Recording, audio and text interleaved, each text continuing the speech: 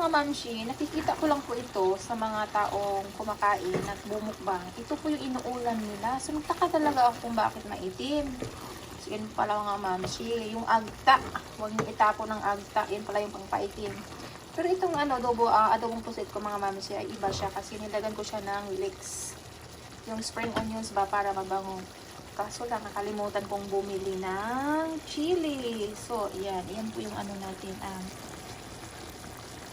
Adobong pusit / agta. Agta ba? Yung itim ba? Anong tawag doon? So, nagwisik-wisik guys. So, napakasarap ng lasa guys. Ngayon ko lang nalaman, napakasarap ng lasa niya. And then, yes. Ready na po yan. Bon appetit! Kainan na po. Yes. There you go.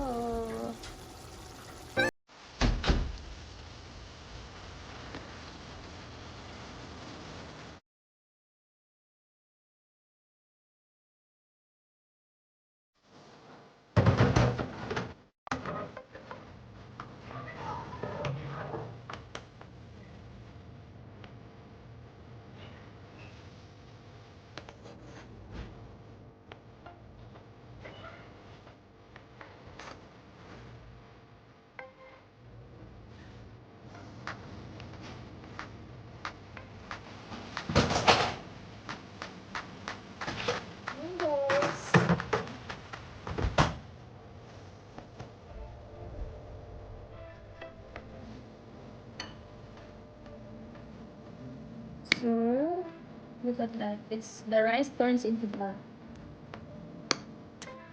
Simple lang. Simple, but it's very simple, guys. At ito yung nakasanayan ko dito sa Hogo.